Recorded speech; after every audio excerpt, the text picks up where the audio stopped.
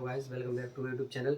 तो आज मैं फिर आपके लिए लेकर आया हूं एक और बहुत ही शानदार टॉपिक हमारा है जो बोर्ड वाले विद्यार्थियों के लिए काफ़ी ज़्यादा महत्वपूर्ण है। और इस टॉपिक से बोर्ड में जो परीक्षा बोर्ड की परीक्षा है उनमें जो बच्चों के लिए स्टोरी आती हैं और स्टोरी में इस सेंटेंस से रिलेटेड कहीं ना कहीं आपको एक या दो सेंटेंस जरूर मिलेंगे। तो देखते हैं आज का हमारा टॉपिक क्या है, चलते हैं वीडियो में आगे की ओर। तो आज का हमारा टॉपिक है use of has to, have to और हैड टू। क्या है use of has to, have to, had to. कुछ बच्चे कंफ्यूज हो जाते हैं तो कंफ्यूजन को बिल्कुल दूर कर दीजिए, क्योंकि use of has, have, had अलग है और use of has to, have to, had to बिल्कुल उससे अलग है। तो पहला सेंटेंस हमारा, तुम्हें प्रतिदिन कमरा साफ करना पड़ता है। सेंटेंस बनाने से पहले हम थोड़ा समझ लेंगे कि use of has to, have to, had to का अर्थ क्या होता है और इसका उपयोग कब किया जाता है, यानी हम कब कैसे पहचाने कि हमें हैज टू, हैव टू और हैड टू कब लगाना है। तो देख सकते हैं हैज टू और हैव टू का प्रयोग वर्तमान काल में किया जाता है। इन दोनों का अर्थ क्या होता है, पड़ता है या वाक्य में ना है, नी है, नी है, जैसे कि मुझे जाना है या तुम्हें यह खाना है, ठीक है। और हैड टू का प्रयोग कब होता है, भूतकाल में। इसका अर्थ क्या होता है, पढ़ता था या पढ़ा, ठीक। तो हैज टू का मैंने आपको बताया था कल वाली वीडियो में कि हैज टू एक वर्तमान काल में एक वचनकर्ता के साथ होता है हैज का प्रयोग, और हैव का प्रयोग वर्तमान काल में बहुवचनकर्ता के साथ होता है। उसी प्रकार आज भी ऐसा ही होगा, हैज टू का प्रयोग वर्तमान काल में एक वचनकर्ता के साथ और हैव टू का प्रयोग वर्तमान काल में बहुवचनकर्ता के साथ, और हैड का प्रयोग भूतकाल में एक वचन तथा बहुवचन दोनों ही कर्ता के साथ हैड टू का प्रयोग करेंगे। तो देखते हैं पहला सेंटेंस हमारा क्या है, बनाते हैं उसे। तुम्हें प्रतिदिन कमरा साफ करना पड़ता है। इसको बनाने से पहले मैं हर वीडियो में ऑर्डर लिखता हूं, तो आज का हमारा ऑर्डर लिखा हुआ है। ऑर्डर क्या है, सबसे पहले क्या लगाना, subject, has to, have to, had to में से एक चीज लगानी है, उसका मेन वर्ब लगानी है, उसके बाद ऑब्जेक्ट, और यदि अदर वर्ड है तो लगाएंगे वरना नहीं लगाएंगे। तो बनाते हैं पहला सेंटेंस, वीडियो को जरा सा भी स्किप ना करें, ध्यान से देखें। तो सबसे पहले क्या लगाएंगे, सब्जेक्ट क्या है, तुम्हें लगा दिया है यू। उसके बाद क्या लगाना है, हैज टू, हैव टू और हैड टू। लगाने से पहले पहचान करेंगे। तो देखते हैं पीछे क्या है, पढ़ता है। देख सकते हैं पीछे है आ रहा है, इसका मतलब सेंटेंस है जो हमारा वो किसमें है, प्रेजेंट में। तो प्रेजेंट में वर्तमान में क्या लगता है, हैज टू और हैव टू। अब दोनों में से एक लगाना है तो पहचान कैसे करेंगे, सब्जेक्ट देखेंगे सिंगुलर है या प्लूरल है। तो देख सकते हैं जो यू है हमारा वो प्लूरल सब्जेक्ट है, तो उसके अकॉर्डिंग क्या लग जाएगा, हैव टू। तो लगाते हैं यू हैव टू। उसके बाद क्या लगाएंगे, मेन वर्ब। मेन वर्ब देखेंगे, क्रिया हमारी क्या है, जो तुम्हें प्रतिदिन कमरा साफ करना पड़ता है। तो साफ करना हमारा क्या है, मेन वर्ब है, तो लगा देते हैं यू हैव टू। साफ करना क्या होती है, क्लीन। उसका क्या है, ऑब्जेक्ट, साफ करने क्या, कमरा, तो you have to clean the room. Other word देखेंगे, इसमें कुछ बचा है, प्रतिदिन। प्रतिदिन की क्या होती है, एवरीडे, तो लगा देते हैं।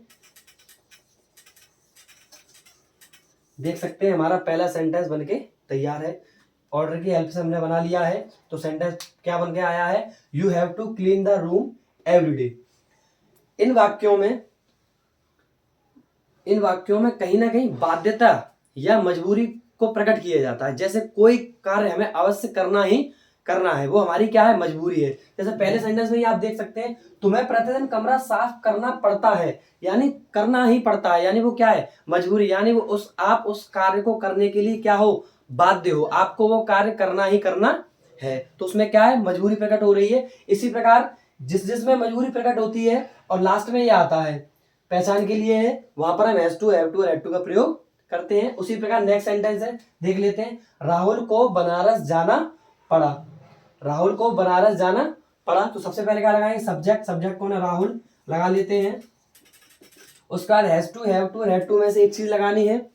तो पहले पहचान करेंगे, पढ़ा। देख सकते हैं पढ़ा मैंने लिखा है, तो किस में जाएगा, ये भूतकाल में। और भूतकाल में एक वचन तथा बहुवचन दोनों ही कर्ता के साथ किसका प्रयोग होता है, हैड टू का।